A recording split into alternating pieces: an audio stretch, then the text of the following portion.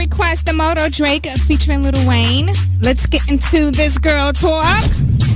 It's girl talk. Why do you have to lie about that? Is this true? With you and my sister, none other Bring than her TT up. Torrez right here. iPower 92. Girls all talking. As promised, everybody on the phone lines today, it's Royce Reed from Basketball Wives Miami. It's been a while since you've been on this show, Royce. I know, thank you. Okay, so I totally feel like you've been ignoring me. Please tell me that my feelings aren't true. No. Okay. No, I'm not ignoring you. Mm-hmm. It was the whole situation with that past interview, and they tried to have issues with it. So it's kind of like, let's just kind of be distant for maybe a season or two. And then, I mean, it was never any hard feelings for me. Yeah. People try to make drama out of stuff. It was like, I hope she still knows I'm cool with her, but yeah. It's all good. Listen, I don't take none of that stuff personal because I understand you got business you have to handle outside of Basketball Wives and my radio show, et cetera, et cetera. You know what I mean? Yes. The show has taken on such a dramatic twist, like with all the fighting and Evelyn jumping over tables and throwing bottles, and then, you know, this whole thing with Tammy and the perception that Tammy is a bully. Now, your character is kind of evolving. You're doing your own thing with the play. Of course, you had some issues with your father and Des that we will address later on in the interview. But it seems like you primarily have distanced yourself from majority of the girls.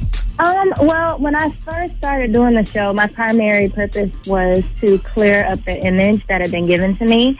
And it was kind of hindering me from actually pursuing my career because of what people thought of me. And when that image started changing, I was like, okay, it's now time to start concentrating on, like, my real life outside of me arguing with people or concentrating on things that really didn't matter. And, I mean, if there's one thing that I got from the show when people ask me if it's something I regret or if I'll return, I'm like, yeah, I'll return. And, I mean, I thank them for giving me the chance to actually have a platform to be a voice for myself versus what people read in the media. Other girls like Evelyn and Shaunie refused to film with me this season. I don't know if it's going to be like that next season. We'll see. But, I mean, I know what I signed up for, so I never said that I would, like, refuse to film with anyone. I can't babysit anybody. I can't hold anybody's hand. So, well, what's Shaunie's issue with you? I mean, I honestly have no idea.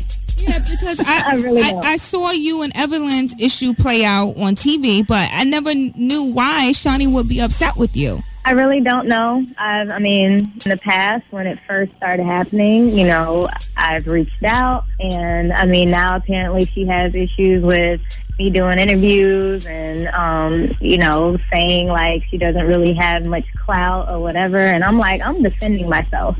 Like, you can't expect to go out there and say all these things about me and then I'm not going to react to it. I squashed it in my mind a long time ago. All right. So what's up with you and Jen? Are y'all finally in a comfortable space with each other? Yeah. Jen and I are cool. Every now and then we'll text and see how each other is doing. I mean, I wouldn't say like we're friends or anything like that, but I definitely want to see where it goes and see what happens.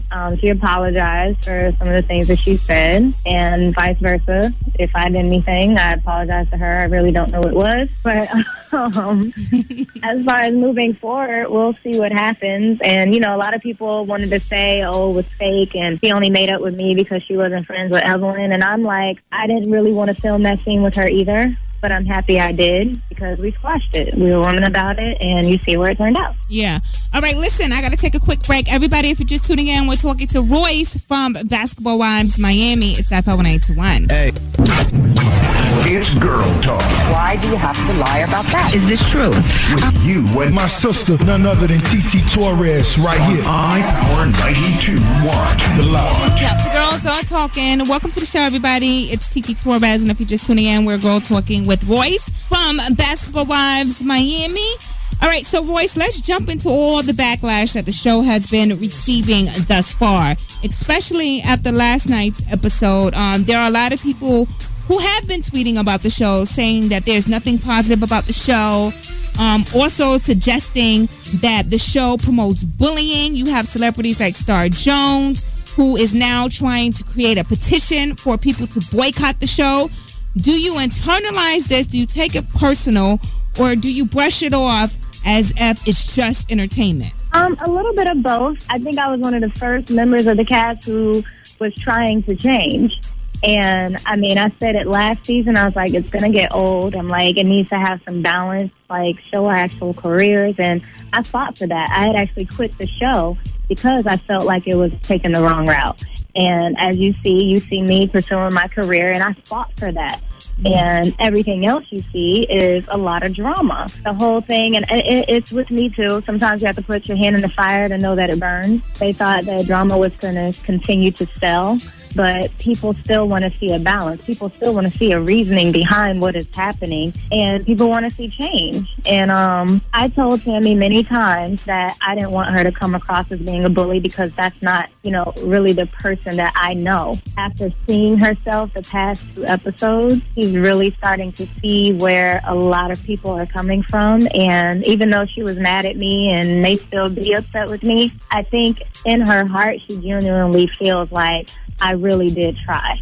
It wasn't me taking any side. I never said Keisha was right or wrong. I never said that she was right or wrong. I said what she did and how she reacted was wrong. The show can portray you one way, but it's up to you to show people differently when you touch them, when you see them, when you're out and about. You understand what I'm saying? I completely understand what you're saying, and I said the same thing to her, and I've said the same thing in defense of her. I don't defend her actions at all, but I do have to say that outside of that side that people see of Tammy, there is another side that actually is caring and giving and loving, and it's funny. It's the same person that you all met back in season 2.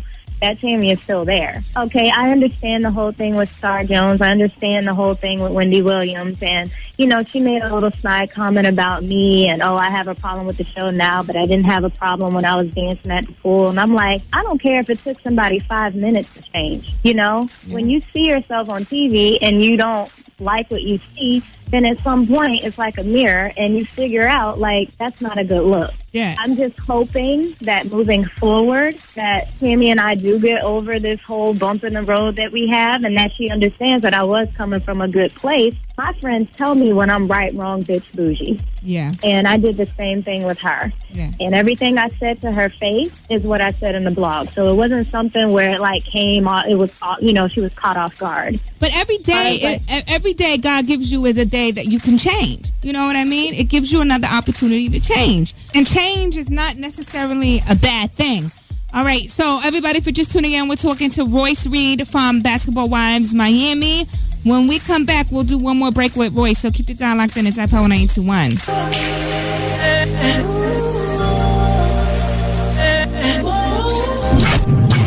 It's girl talk. Why do you have to lie about that? Is this true? With you and my sister, none other than TT Torrez, right here. iPower 92.1. The Lodge. Yep, it's TT Torrez, and we're girl talking with Royce from Basketball Wives Miami. You, Royce, have experienced some issues with your father. We've seen the very explosive scene with your father basically not agreeing with the relationship with you and Dez. It came off as if you were needy and that you need to be in a relationship. And every season, we've seen you with a different guy. You know what I'm saying? Not every season. I was not with anybody season 1. Well, but outside of season 1, we saw you with Dwayne. Right, you saw me with Dwayne, you saw me with Brian, you saw me with Dezmon. Yes! And you saw us. But the thing is, and let's clear up this whole thing where I'm, screwing around or whatever, because let's be real. The first season, you saw Dwayne and I. We had been together for 9 months. Saw us when we had hit that 6-month mark. And we were laughing about, how long we had waited or whatever. Brian, we never talked about sex because we were dating. Mm-hmm. Dezmon and I, we've been together since August. It wasn't a situation where, I just have to be in a relationship. I don't have to be in a relationship, but I don't necessarily like being alone either. And my dad is that one person that can turn me into a 12-year-old at the snap of a finger. Sometimes he can be condescending. And sometimes, as much as he tells me he loves me, sometimes I just want to hug, and sometimes I don't need advice. I just want him to be my dad. Yeah. Yeah. You know what I mean? Yeah. But your dad, Royce, was making a lot of sense, though, in some of the things that he was saying. Do you step back and actually listen to him sometimes? I do, but it's and this is the other thing. It's the way that he says stuff sometimes. Like, you all have seen, like, a few minutes of my relationship with my dad. I've been 31 years. When you're constantly being spoken to like that and he doesn't understand it because he never had that mirror to see himself, he didn't see what he was doing wrong. When my dad saw that episode, we got on the phone and he apologized. Almost brought him to tears because he was like, I didn't know it was coming across like that. So our communication is a lot better now. Good. So I'm actually like, as much as I regretted at the time filming that scene, when it aired and him being able to see it, it actually helped our relationship. Now, we must address you and Des. We can't get off the phone without addressing you guys because, again, a lot of your stuff played out online and a lot of it played out on television. Where do you guys stand right now? And are you engaged to him? I'm not going to answer all those questions. Come on! I'll say that we're good. And I'll say that as far as the whole thing that went on online, their situation is crazy. And I understand why he did it. Yes, it was wrong as hell. But the fact is, Dezmon never cheated on me. I remember him telling me that he was telling her, talk to her months and months and months, and she never wanted to speak to me. So I can't make her get over the fact that, one, they were never together, and two, they're not going to be together. I don't have any love lost because there was never any love gained. And I just felt like what she did was extremely messy, and me responding to her was extremely messy also. So I take fault in that, too. I'm not going to leave Dezmon because of what the world thinks that I should do. I love him. He loves me, and it wasn't time to walk away. I'm not going to leave him for the one thing he did wrong when there were so many other things that he did right. Let me just say this, and we can leave it at that. I hope you have learned your lesson in all of this because at the end of the day, you can only go by what he's telling you. You never had a chance to speak to that other woman, so what he's telling you may not always be 100% true. And the second thing I want to say is, from one mom to another, be careful what you tweet each other.